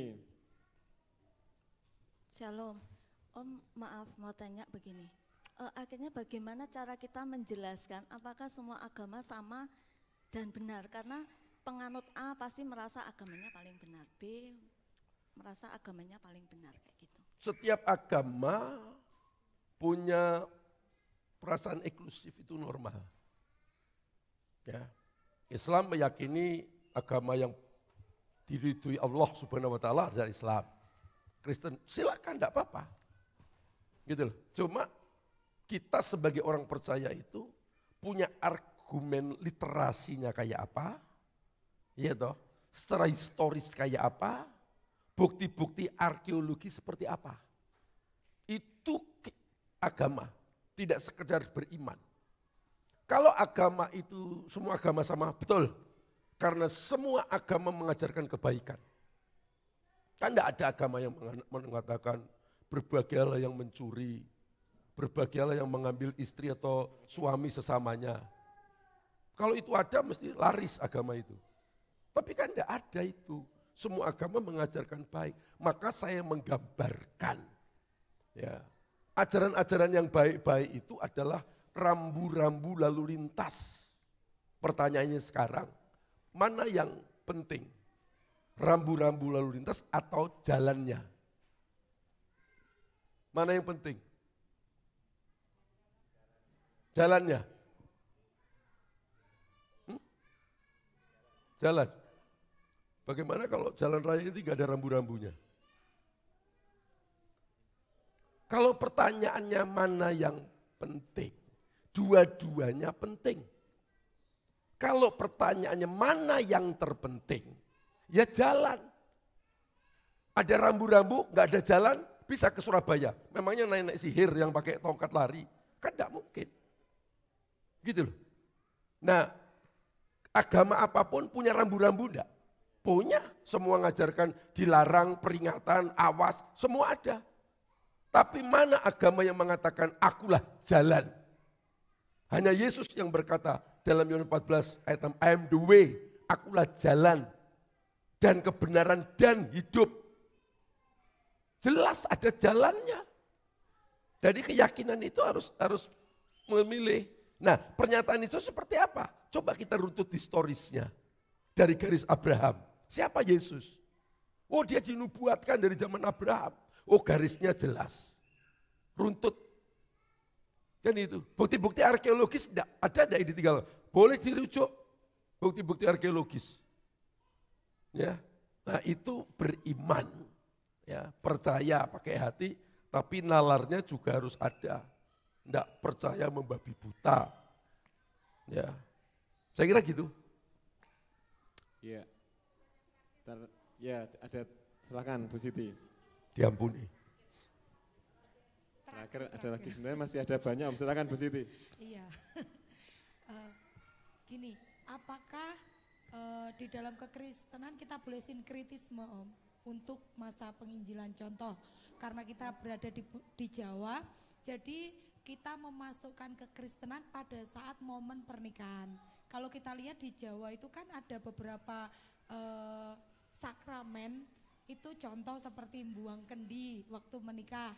Itu kan ada istilahnya ada latar belakang kenapa sampai muncul hal ini di mereka pernikahan. Tetapi dan sekarang kalau kita lihat kan banyak yang menjadi istilahnya dukunnya tapi versi kekristenan. Nah, ini bagaimana? Apakah ini masuk sinkretisme atau tidak? Harus dibedakan antara sinkretisme dan inkulturasi. Kalau sinkretisme itu menggabungkan dua keyakinan yang berbeda. Sementara inkulturasi, itu masuk culture, masuk dalam budaya itu. Ya. Nah, banting kendi, banting opo, itu bisa saja dilakukan. Tapi itu diisi, nilainya diisi. Kita ikut kebaktian, kematian ada 3 harinya, 100 harinya, 1000 harinya. Sejauh itu diisi dengan nilai kekristenan, itu disebut inkulturasi. Tapi kalau keyakinan di sana digabungkan, itu sinkretisme. Ya, itu tidak boleh menggabungkan dua keyakinan yang berbeda. Jadi harus bisa dibedakan antara inkulturasi dan sinkretisme. Ya, itu Bu Siti. Om, ini ada pertanyaan masuk dari siapa saya kurang tahu. Om, kalau Tuhan Yesus itu tahu Yudas itu nantinya yang mengorbankan Tuhan Yesus, kenapa kok diterima sebagai muridnya, Om? Ya simpel aja lah. Wong kita ini sering berbuat dosa, sih diterima Tuhan kok. Tuhan itu loh kok milih kita. Padahal kita ini, Tuhan tahu bahwa kita ini tetap akan berbuat dosa. Kan itu sama aja toh. Dan itu wujud kasih Allah memberi kesempatan kepada siapapun. Maka manusia free will-nya dihargai. Ya. Jadi kemungkinan Yudas untuk bisa berubah konsepnya, kan ada aja kemungkinan itu. Wong buktinya Petrus itu menyangkal kok. Kadar dosanya Petrus sama Yudas itu berat mana? Sama. Satu menjual, dia menolak, kan podo sama aja. Kan begitu. Kan itu sama-sama diberi ruang. Nah, langkah berikutnya terserah respon berikutnya. Sama dengan kita ini, diberi ruang yang sama kok. Mau jadi Petrus, mau jadi Yudas. Tapi dari pihak Allah, dia sudah memberikan itulah rahmat. Ya, itu sebenarnya masih ada beberapa pertanyaan, tapi waktu yang tidak memungkinkan lagi. Terima kasih Om buat waktunya. Sebenarnya banyak kalau itu bisa live ya, tapi karena ada kendala akhirnya kita tidak bisa live. Terima kasih buat teman-teman semua yang ada di sini. Sebelum nanti Om tutup dengan doa berkat, pengumumannya untuk minggu depan tetap kita ibadah seperti biasa. Dan tetap bagi teman-teman yang ingin terlibat melayani, silakan bisa menghubungi Pak Sandi atau saya. Dan nanti akan saya share di grup tentang itu ya Pak Sandi, tentang slot itu ya. Tentang slot untuk sound system nanti akan share di grup, keputusannya bagaimana, nanti bisa lihat di grup. Untuk selanjutnya, semua pengumuman atau hal yang berhubungan dengan Pro-M bisa dilihat di grup WA Pro-M. Ada tambahan Pak Sandi? Tidak ada. Selanjutnya silakan Om doa penutup dan doa berkat. Dan doa Mari kita bangkit berdiri. Allah yang maha besar, Allah yang rahmani dan rahimi, Allah yang di dalam firman-Nya nuzul turun menjadi manusia Yesus Kristus dalam rangka mati disalib untuk menebus dosa seluruh umat manusia, menyadari manusia tidak dapat menyelesaikan dosanya dengan perbuatan amal salehnya. Karena kami sadar bahwa dosa kami lebih banyak dari segala kebaikan kami. Karena kami tidak mampu menyelesaikannya, maka Engkau datang untuk menebus dosa kami. Terima kasih buat karyamu, dan tidak saja karya penebusan, tapi karya pemeliharaan. Kalau kami ada sebagaimana ada hidup hari ini, bukan kemampuan kami dalam memanage hidup ini, tapi ini juga oleh karena penggembalaanmu, kasih dan rahmatmu. Berkati profesional muda yang hadir di gereja ini maupun yang ada di tempat lain yang mengikuti melalui live streaming. Memberkati pekerjaan mereka, memberkati rumah tangga dan pelayanan mereka. Sebentar kami akan berpisah. Gembalakan kami sampai di rumah. Malam ini kami boleh beristirahat, tidur dengan lelap, dan besok pagi boleh bangun dengan tubuh yang sehat. Kami boleh bersimpuh di kakimu untuk menyembah dan menikmati firman-Mu. Di dalam nama Tuhan Yesus, kami sudah berdoa dan mengucap syukur. Saudara yang dikasih oleh Tuhan dengan otoritas dari surga, terimalah berkat rahmat dari Allah Bapa, cinta kasih sayang dari Tuhan Yesus, damai, sejahtera, berkat-berkat dari Allah Roh Kudus, turun atas engkau mulai hari ini sampai selama-lamanya, yang diberkati berkata, amin. Tuhan.